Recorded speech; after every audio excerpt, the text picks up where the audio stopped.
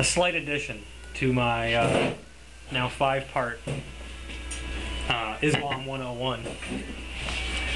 And it's a quick addition, so you know, you can put away your popcorn and all that, because I know everybody who watches my blogs gets popcorn and eats with me, you know, sometimes when I eat. While we're on the topic of eating, this is what I wanted to talk about, is the Islamic diet versus, I wanted to explain a little bit about the Islamic diet.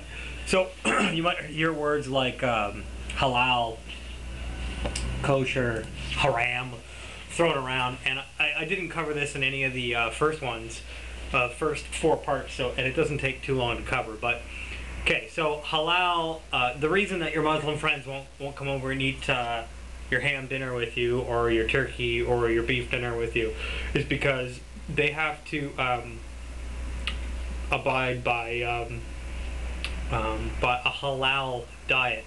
And what defines halal is pretty much kosher, pretty much, but there's some major differences that most people don't address or talk about between kosher and halal. But if a Muslim is unable to find halal food, they can substitute for kosher, which some people do.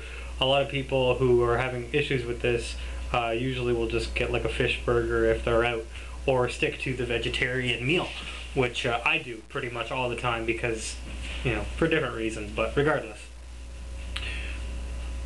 Halal, slaughtered by, they call zabiha, slaughtermen, and a halal slaughtered cow would be probably grain-fed, obviously not fed pork, and sliced at the throat. And when they slice the throat, they say, Allah Akbar, Allah is great, hang the thing upside down, drain the blood, and it has to be slaughtered by Muslim certified slaughtermen. And that would make that animal halal once the blood is drained, and, you know, they stamp it and ship it to you. Now, most people that I know who want to eat halal, they go pretty far out of their way, and it's not a joke. I mean, they take it seriously. They go pretty far to get halal meat. And I've been to a few. There's a place called Medina, and another place in Toronto that I've been to a few times. And you know, I'm at these places, you know, once a month, a few times a year, whatever, at the minimum. And because I like Mediterranean food, I like Palestinian food, and I eat a lot of falafel. If those of you who are watching who've seen me do the lunchtime with Adam back in 2005 or 6, that was, you know, a lot of falafel. So halal, almost like kosher in the sense that you won't, they won't eat pig. You know, the Muslims will be at the people at Pizza who ask the server, or Pizza Hut rather, to switch the knife cutting thing from the regular one to one that hasn't been used to cut pork, because they don't want to have pork. And staunch Jewish people would probably do that too. The major difference between Levitical kosher and halal is that halal, anything out of the water is halal. Now, take note of this and talk to your Muslim friends, if you have any, about this, because this is something that a lot of people don't know and don't talk about. But anything out of the water is halal to Muslims. So they'll eat shellfish, like crab, lobster, shrimp, eel. I was amazed by this the first time I saw this, because I thought that pretty much, as far as dietary restrictions go, that kosher and halal were on the same page, and I've adopted a pretty much a kosher diet for the last 10 years. And it's a personal choice, obviously. You can go ahead and eat crayons for the rest of your life if you want. I'm not going to stop you, unless you're my family. I'll warn you, okay? I'll warn you. Don't eat crayons for the rest of your life.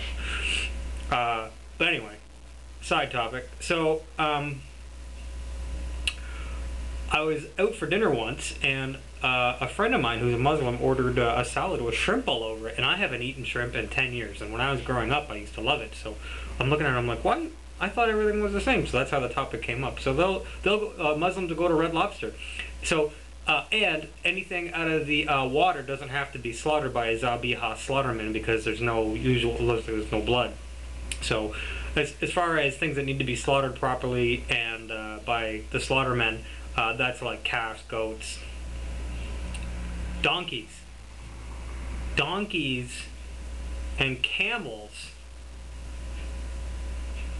are halal. I saw, because it has a lot of meat, I saw people in Pakistan last Ramadan selling and eating camel during Ramadan. And that's like a really big deal. It's like, you know, but I think it's like eating your car, but there's a lot of meat on it, right? So, for those of you who don't know too much about kosher law, it's you can pick up any they call Bible and flip to the third book, Leviticus, and go to chapter 11, and you'll find what's laid out in kosher laws, Leviticus chapter 11. Now,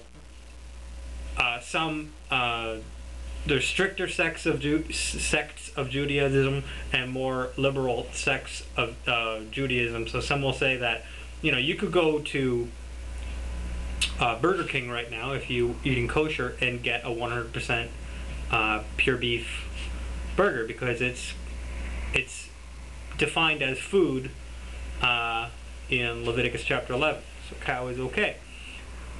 A strict Jewish, you know, Orthodox Jew would come along and say, okay, well, how is that cow slaughtered? Is there blood in that meat? Was the cow taken care of properly? Did they feed that cow pig? What was that cow eating? So that's a topic of contention. So when you see like certified kosher overseen by these certain rabbis, they're trying to ensure by the label that they ensured the cow's upbringing and food and well-being and proper slaughter and the blood being drained, etc., etc. Which, as anybody can clearly see on YouTube, slaughterhouses are just rampant with animal abuse and obviously it's a slaughterhouse, right? Animal abuse, but I mean like poor conditions and all that. So, you know, go vegetarian if you don't want to eat meat. So that's the bottom line. And most of my diet is pretty much vegetarian. I eat fish, and that's my meat, basically. Every once in a while, I'll be like, you know what, I'm going to go get a burger. And then, like last time, I threw it up. And the time before that, I think I also threw it up. So I haven't eaten pork in 10 years. Like, again, personal choice. You know, when you read it over and over again in all the major world religions that the gods of those religions, or the god of those religions doesn't want you to eat them, I think there's a point being made. You know, that's my personal opinion. So it's not my personal opinion; it's a lot of people's opinion. But here we are. So the difference between halal and kosher, pretty big differences when it comes to stuff out of the water. Because you know, eating kosher, people who eat kosher won't eat crabs, lobsters, shellfish, jellyfish, eel, shark, and Muslims can eat all of those. So, pretty glaring difference that most people don't know about. And that's the Adam Joshua blog. For you, tell your friends to get a job. Islam 101. So, make sure to hit up the website, adamjosh.com. And I don't have anything to sell you or any gimmicks or, you know, any products to sell. Because that's not my bag, baby. There's other people that want to steal your money. Me, I just want to tell you the truth, that I know it as I see it, and help people out. Research for yourself.